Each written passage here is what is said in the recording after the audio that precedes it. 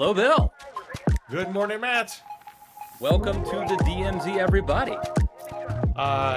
It's Thursday, near Memorial Day weekend. It's definitely scorching in northern DMZ. I don't know if West Virginia is feeling early summer or not. It's been weird. We've had tastes of summer and then rain, and it's been weird. But I am ready. And let me just give a shout out.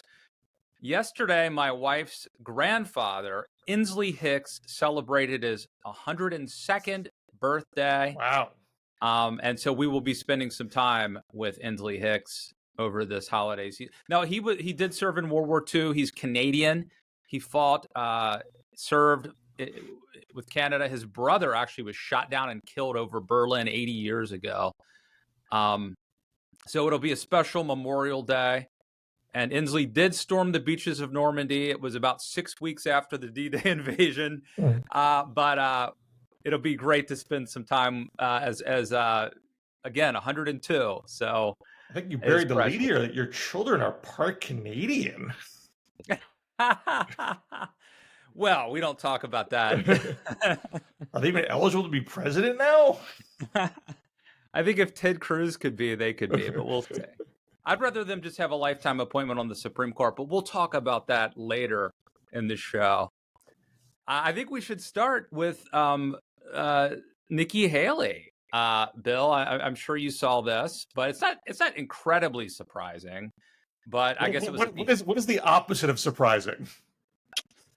Well, so I don't think it's the opposite of surprising, though. Right. I mean, I think that there was you could hold out a glimmer of hope. Not that she would endorse Biden, but just that she would basically do what I do. 100% on brand for Nikki Haley. If you thought anything else was going to happen, you were completely fooling yourself. There's nothing in her nature to suggest she's prepared to do a dramatic break with the Republican Party and not land on what is the most sycophantic place that she could land on. I mean, that's a valid point. I think if we look at her history, how she's wavered and gone back and forth, that is true. I think one could make an argument that it would have been the smart, self-serving move, actually, to not endorse Trump, because I don't think she's ever going to be accepted by MAGA or Trump world. So you could have argued that it wasn't that it was actually the more devious strategic move would have been not to support Trump. But whatever, I'll tell you this. You know, sometimes sports fans who are really diehard fans of a certain team, they're invested in a team, they will actually bet against their team as sort of a hedge. So either their team wins or they win some money. I have employed a similar self-preservation mechanism when it comes to Republicans, and that's the song "Hope for the best, expect the worst." So I had kind of resigned myself to the fact that this was inevitable, but you know, maybe I was 98% there with holding out 2% hope. She's always played both sides of the fence. I mean, she's a two-faced. She's a two-faced politician. She's never. The only reason anyone had any hope with her is that she'd have these flashes where she sounded like she wasn't a two-face. Yeah. She sounded like she was taking a principled position in very selective ways. But at bottom, she's a two-face. All right, so let me play the clip of her, and I'd love to get your response, Bill, on the other end. As a voter, I put my priorities on a president who's going to have the backs of our allies and hold our enemies to account, who would secure the border, no more excuses, a president who would support capitalism and freedom, a president who understands we need less debt, not more debt. Trump has not been perfect on these policies. I've made that clear many, many times. But Biden has been a catastrophe. So I will be voting for Trump. Having said that, I stand by what I said in my suspension speech. Trump would be smart to reach out to the millions of people who voted for me and continue to support me and not assume that they're just going to be with him. And I genuinely hope he does that. By the way, I'm one of those millions of people. I voted for Nikki Haley a week or two ago at the West Virginia Republican primary. So I'm among her voters out there.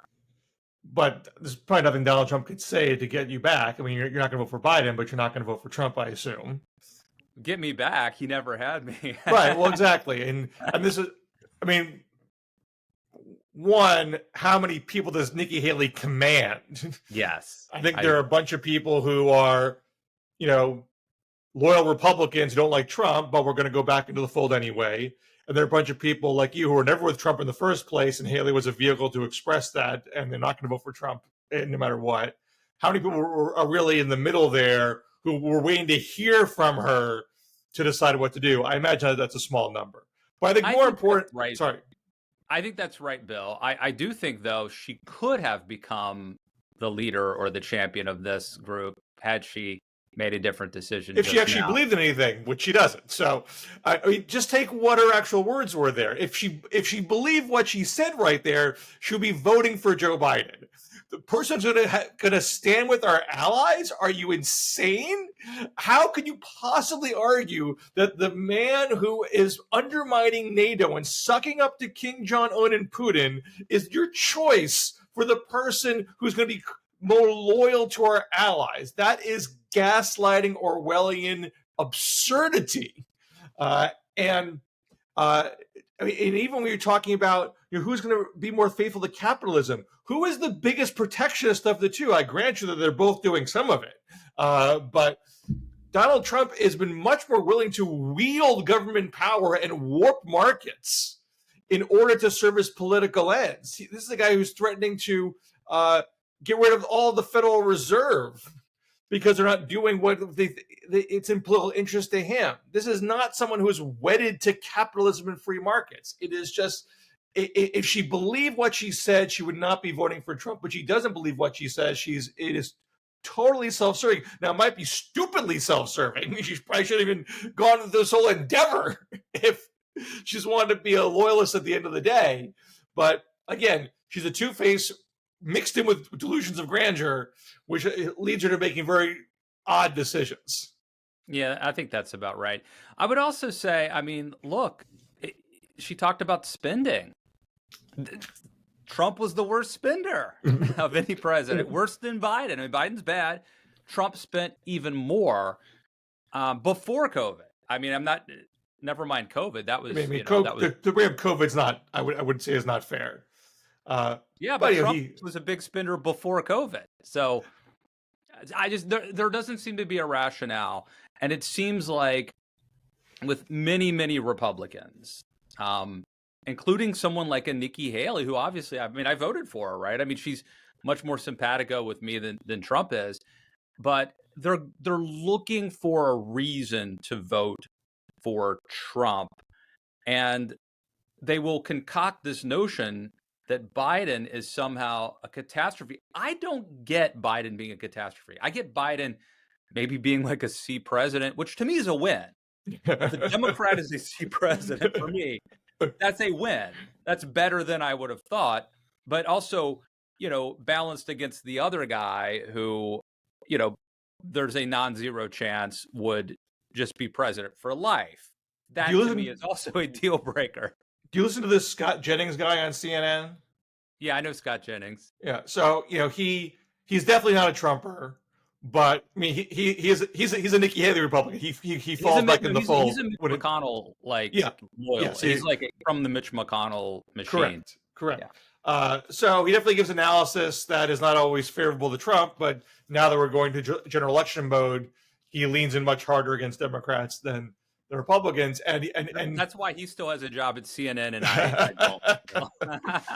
I caught him the other day saying, I think there's yesterday. I think it was after the Nikki Haley news, that the people he's talking to are like Nikki Haley because they've become so radicalized. That was his phrasing, radicalized by Joe Biden's actions that even though they don't like Trump, they want to stop Joe Biden so much more.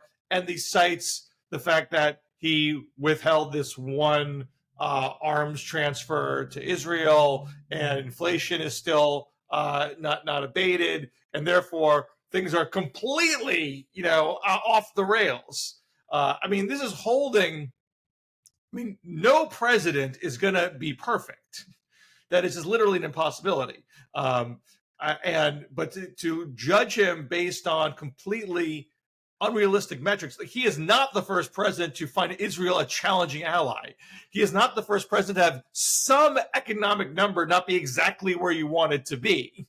But on the whole, if you're looking at his economic record, you would say GDP's up, unemployment's down, wages are beating inflation. Yeah, we had a rough patch with inflation earlier. And as a Republican, you might say, hey, I don't like what we did with the American Rescue Plan. I thought that was too much money into the system. I didn't like it. But that spigot is off now.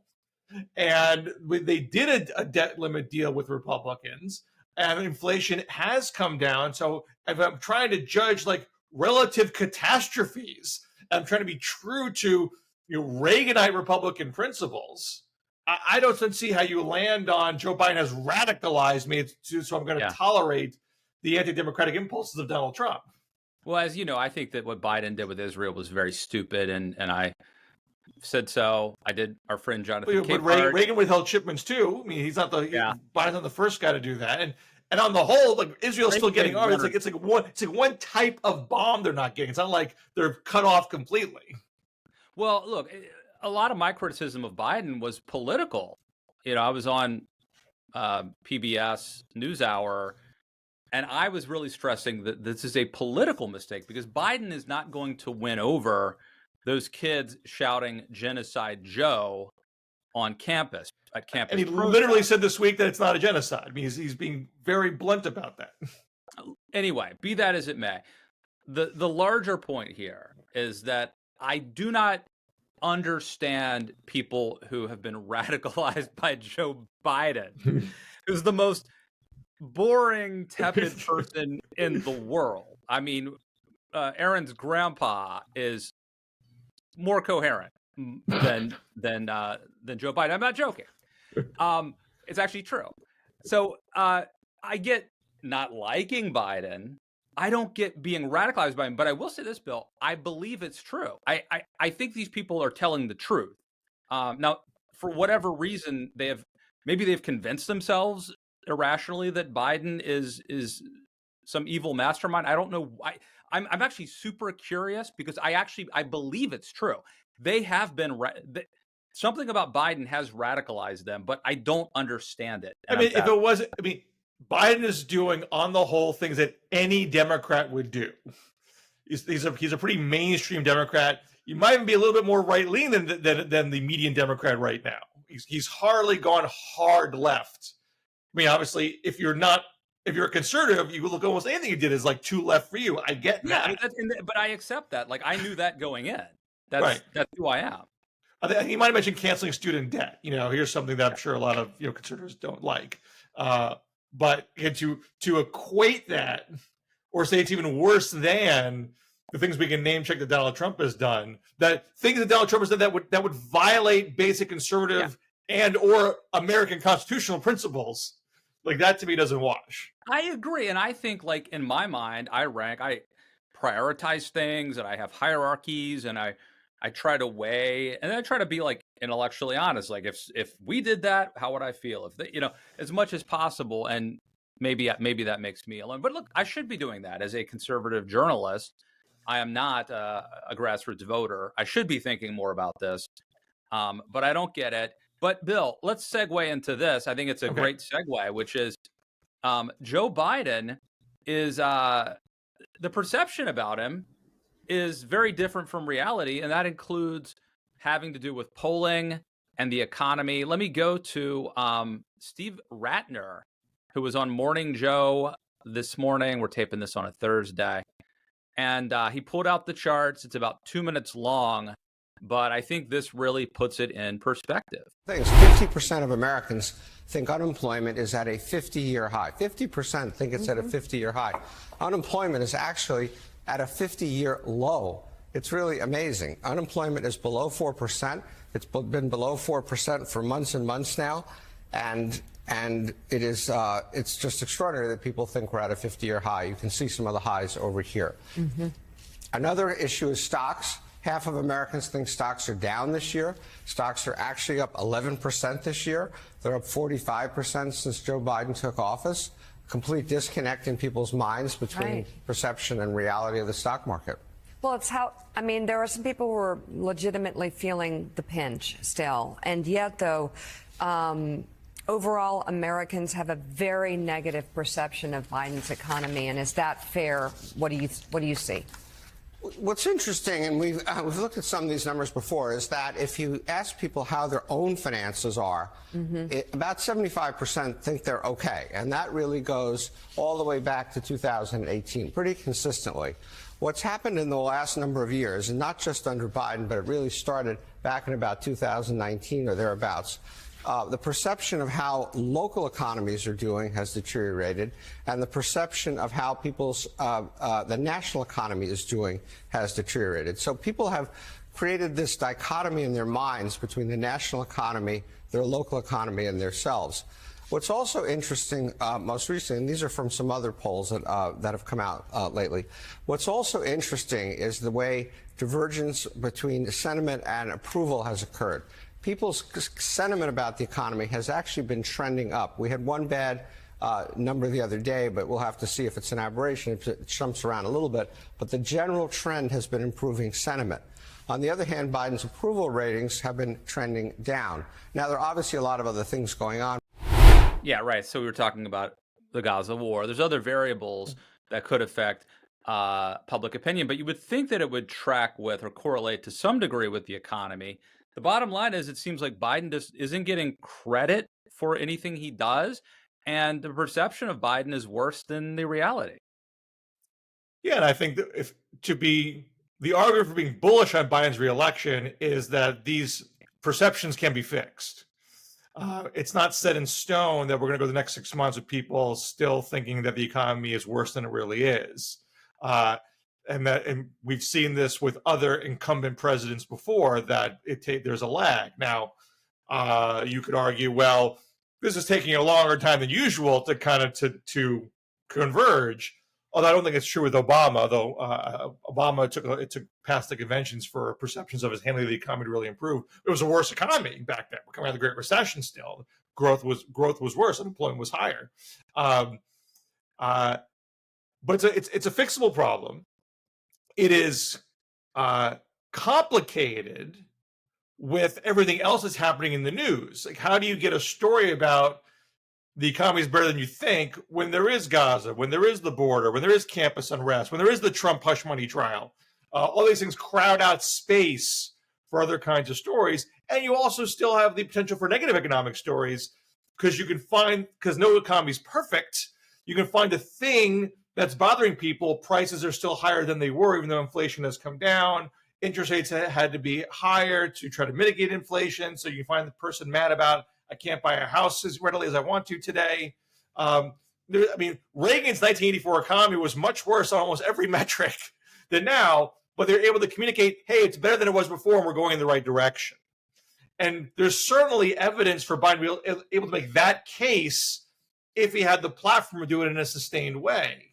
So I don't know if you saw my newsletter at the Washington Monthly from Tuesday, which is my idea how to handle this problem, which is it's just very hard for the president as an individual to make this case, because you're obviously have a self-serving reason to say it. Of course, you would say you've done a great job. You're running for re-election. How do you get other people to say it? How do you get other people who have credibility in their communities to say it? So you get a bottom-up transfer of credit to Joe Biden. If I was running the show, I would be leaning on the state and the county Democratic parties. Identify to the folks at HQ who are the people in every county in America. Who is the small business owner? Who is the community banker? Who is the car dealership owner? Who is the PTA president, high school principal, teacher, stay-at-home mom, little league coach? someone that people no one recognize who happens to like Joe Biden, you got to be able to find one person like that in most places in America and put them in the ad locally. Have them write the letter to the editor. Have them be pitched to local TV stations. So you have different people in different places making the case in a bottom-up, a coordinated way, and short circuit the national media narrative, because plenty of people read the local news more than the national news. So I think that's how you got to circumvent the national narrative, by going bottom up. It's a lot of work to have to identify those people, but these are not, people in the DNC and the White House shouldn't be schlumps. They should be able to put in the legwork to find those people. It used to be that we were saying people don't care about issues. Philosophy doesn't matter. We thought it mattered. But it turns out people don't care about philosophy. But then it was but people are selfish and they're self-interested. They care about the bottom line. They care about how they're doing. It's the economy, stupid. And now I am getting around to increasingly, it's how do you look as a president? Do you look cool? Are you tall? Are you in control? Are you quick-witted? Are you funny? That's so much of the perception of leadership and the perception of success is image. It's the image of the president. And, Joe Biden can do everything right. He doesn't have it. He just doesn't have it. This is the test of the proposition. I think that's why you could be up against a guy who's been indicted 4 times, and it's like a slog where you're just trying to edge him out. Well, and the fact that it's as close as it is, makes your own case. What we don't know, we can't run, control experiments. We can't try 2 different things. We only get one timeline to judge. But in theory, speak for yourself, Bill. Speak for yourself. I'm in the multiverse, my friend. I mean, in theory, if history tells us anything, Biden could do nothing. And the fact that we are on a good trajectory on these economic metrics, including with inflation, that it all work itself out and the incumbent will get reelected. People will figure it out in time. But we don't know if that is true because of all the things you point out, because we are more culturally polarized, fewer swing voters. Swing voters exist, just not as many as there were. We have 24/7 media to an exponential degree, not just TV news, but social media. And we have all these other ways where people in media positions, both professional and amateur, can focus on the shiny object and not look at the economic picture in its totality. And that gums up the works. That gums up the ability for people to have their perceptions catch up with reality. And therefore, image does matter. The image of Biden, you want your president to give you confidence that we're on the right track, even if things aren't totally perfect today. And Biden doesn't do that organically at his age. And you have all these other things around him that make things feel unsteady. And that's why I'm suggesting what I'm suggesting. You do have to, let's try doing something out of the box where that gets at what the problem is. And I can only hope that they can try to get out of their own bunker and see that you can't put all on Biden's shoulders for that reason. Although, I think part of the decision to have these 2 debates was an admission, a concession by Joe Biden that he has problems. And I guess it is a hope that they could shake things up and rejigger the perceptions earlier than before early voting starts. Well, and in defense of that, look, Biden gave a very strong State of the Union address where he did lay out an optimistic economic narrative. And it wasn't a poll game changer, but there was an uptick. It did definitely a narrowing and Biden holding his own in the Rust Belt swing states. So maybe a debate would be another opportunity to do that on an even bigger stage, although of course one where there's a counter argument, right to your side. So I think that decision had political logic to it, but I would rather pair that with some bottom-up messaging and not have it be all just Biden carrying the entire load. Now, as you know, there was a conspiracy theory that Joe Biden was on the juice for that State of the Union, that he was on some sort, he had been injected, infected, neglected, detected, all that stuff to get up for that. And conspiracy theories abound, Bill Scher. I'm thinking of two right now that are in the news. One has to do with Justice Alito, who, his wife flew that upside down American flag, which was part of the, Stop the Steal conspiracy theory. Most recently, it has been reported that Justice Alito at his beach house in New Jersey was flying, I forget what it's called, but it's this pine tree flag. Appeal to heaven.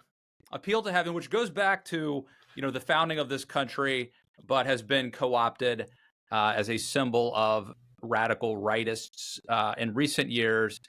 At the same time, as you probably heard, there was a conspiracy theory about the deep state wanting to use the Mar-a-Lago raid as a pretense to assassinate Donald Trump, which is just insane.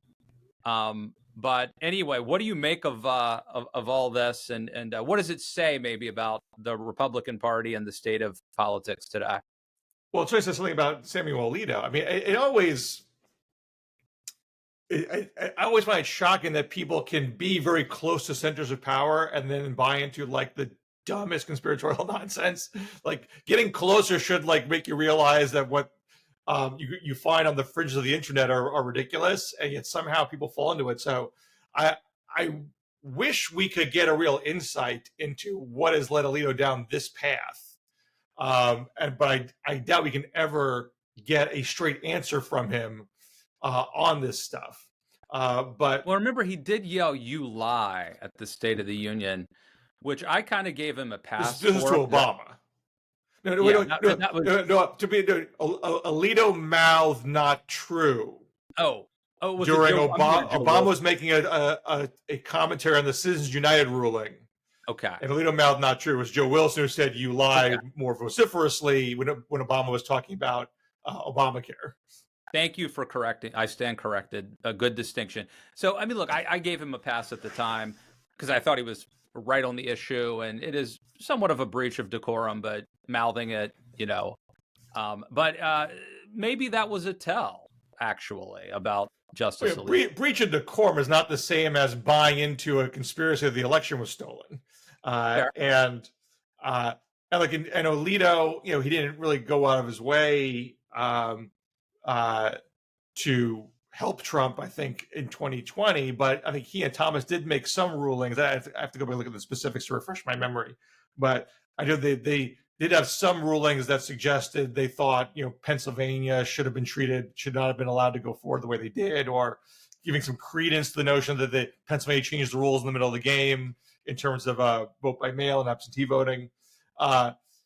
It really does raise the question whether there should be recusals here, especially in terms of this immunity case that's right in front of them, where Alito in particular made, I thought, an absurd argument that we should be worried about some hypothetical situation in the future where presidents are all prosecuted after their presidencies are over. And it was inherently destabilizing, where it's like, dude, this has not happened in 230 years.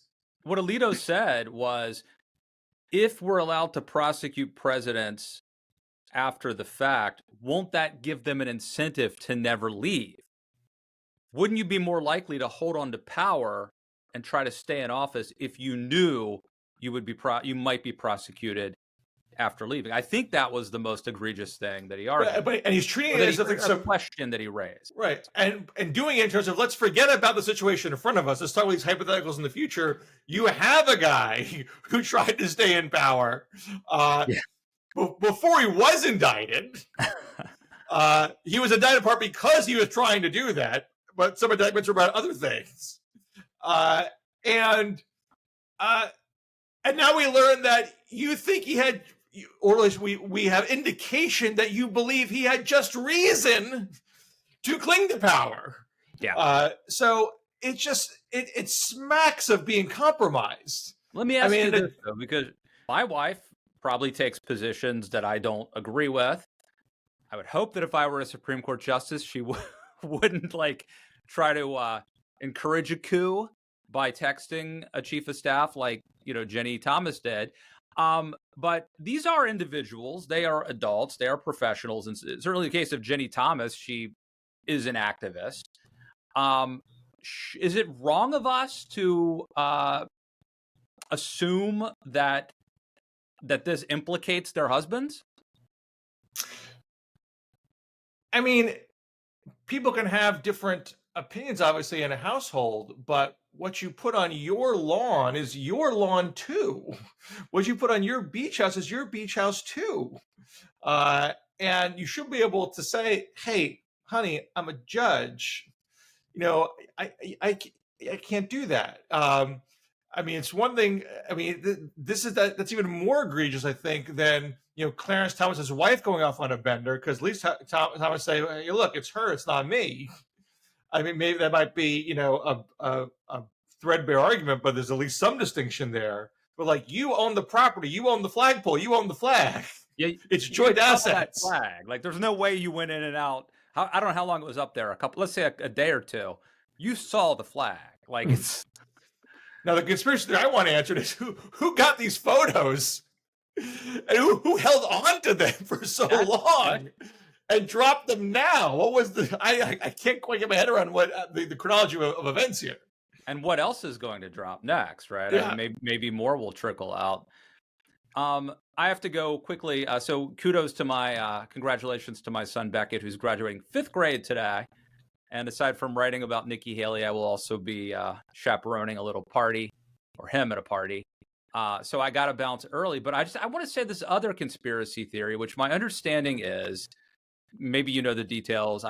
Correct me if I get anything wrong, or forgive me if I do. But essentially, some people on the right kind of looked into the warrant where the FBI raided Mar-a-Lago. They saw that, I guess if fired upon, they were given permission to return fire. Somehow that notion got mixed up with a theory that this was an assassination attempt on Donald Trump's life.